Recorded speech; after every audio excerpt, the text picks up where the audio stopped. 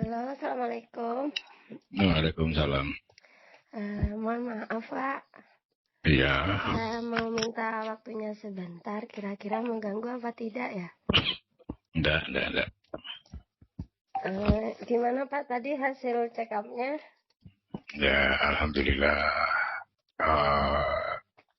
Ada yang normal, malah tekanan darah turun. Tekanan darahnya mana kan?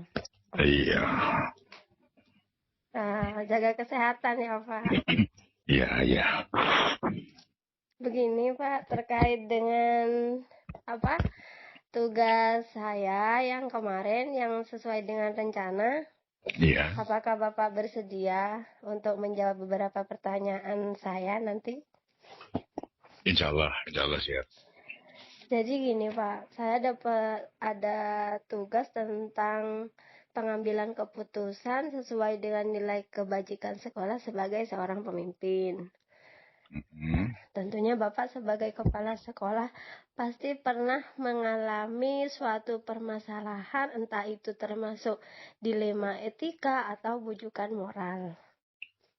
Iya. Tapi sebelumnya saya mau tanya, Bapak pastinya sudah mendengar ya dengan dilema etika atau bujukan moral? Sepintas mendengar. Ya. Terus, apa selama ini Bapak pernah mengalami situasi tersebut?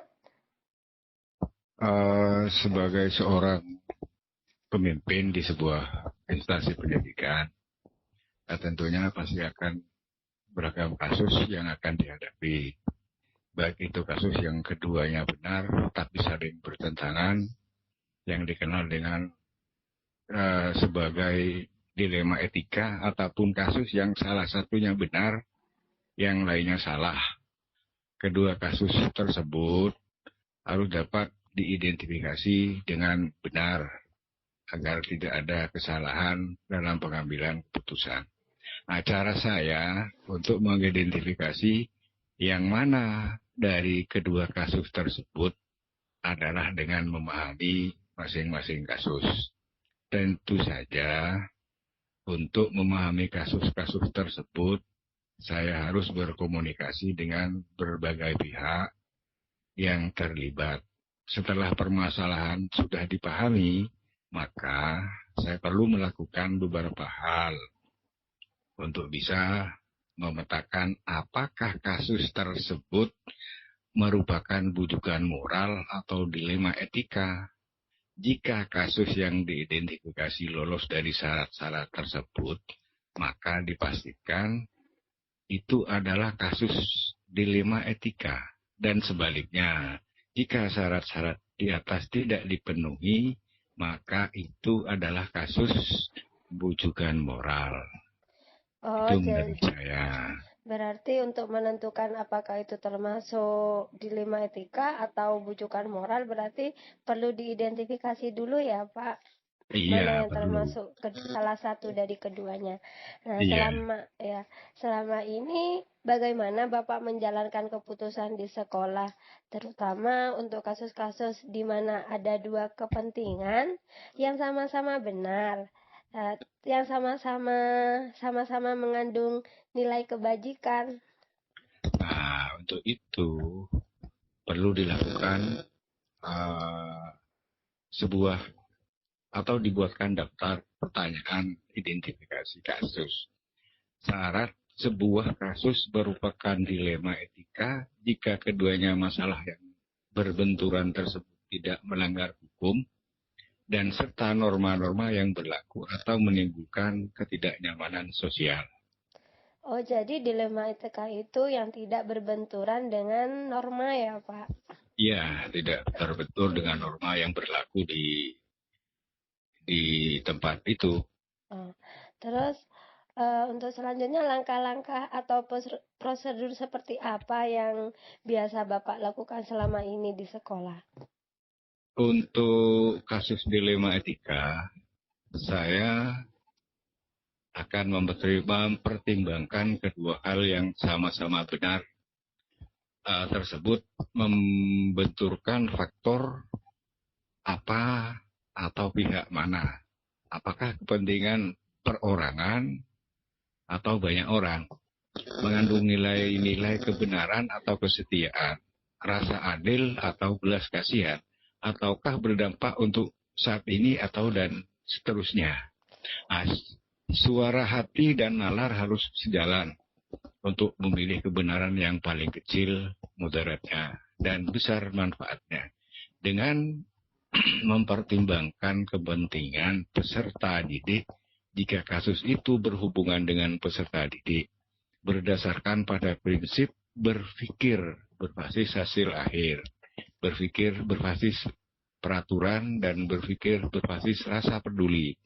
Tahap berikutnya, lakukan investigasi dengan memeriksa kembali fakta-fakta dan temukan peluang. Lalu, buatlah keputusan. Nah, keputusan ditinjau kembali hingga keyakinan kebenaran itu ada. Dan insya Allah dalam bimbingan ilahi, keputusan yang diambil adalah keputusan yang bertanggung jawab. Tentunya sepertinya ya Pak, prosedur sekali harus ada, mulai dari fakta, menguji dulu apakah itu sesuai kebenaran atau tidak, seperti itu ya Pak. Iya. Dan hal-hal apa saja yang selama ini Bapak anggap efektif dalam pengambilan keputusan pada kasus-kasus yang sesuai dengan dilema etika? Nah, hasil keputusan yang diambil mungkin akan pihak-pihak yang tidak dapat menerima sepenuhnya. Proses untuk dapat memahamkan sebagian orang untuk secara ikhlas menerima dan menjalankan keputusan menjadi sebuah tantangan, serta untuk tetap istiqomah dalam menjalankan keputusan yang sudah disepakati. Berarti dalam setiap keputusan itu pasti ada beberapa pihak yang awalnya waktu hasil rapat itu menerima, tapi pada kenyataannya dia belum menerima sepenuhnya, seperti itu ya Pak? Iya, betul sekali itu. Dan apakah Bapak memiliki sebuah jadwal dalam sebuah penyelesaian kasus tersebut, terus atau ada Bapak langsung menyelesaikannya di tempat, atau memiliki sebuah jadwal tertentu untuk menyelesaikannya? Terus bentuk dan prosedurnya itu seperti apa yang Bapak jalankan? Untuk jadwal tentunya tidak ada dalam menjelaskan sebuah kasus.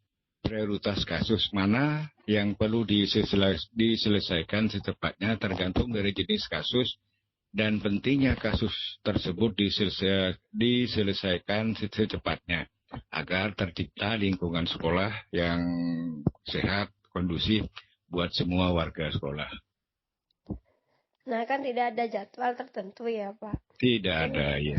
Apakah Bapak melibatkan seseorang yang bisa membantu atau sehingga penyelesaian dalam kasus tersebut itu bisa mudah? Tentunya harus ada komunikasi yang baik dengan semua warga. Terus pengelolaan emosi juga yang perlu dijaga dengan baik, sehingga pemahaman tentang teori pengambilan keputusan sebagai seorang pemimpin menjadi faktor yang mempermudah dan membantu dalam pengambilan keputusan. Nah, tadi kan ada beberapa pertanyaan yang saya ajukan. Dari jawaban Bapak tadi, pembelajaran apa yang Bapak bisa ambil dari pengambilan keputusan yang telah dilaksanakan dalam mengambil keputusan dilema etika?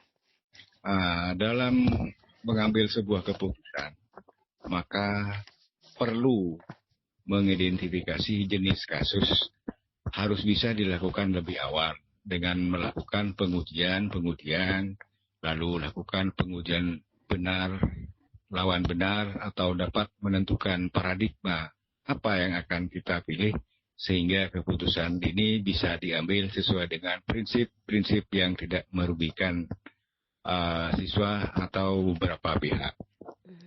Intinya keputusan yang ada di sekolah itu semuanya harus berpihak pada siswa atau kepentingan yang lebih besar manfaatnya. Seperti itu ya Pak? Iya, betul sekali itu. Jadi kepentingan itu harus memihak pada siswa dan kepentingan banyak. Dengan saya telah mewawancari Bapak hari ini, saya mendapat pembelajaran bahwasannya memang tidak mudah untuk menjadi seorang pemimpin, terutama dalam mengambil keputusan.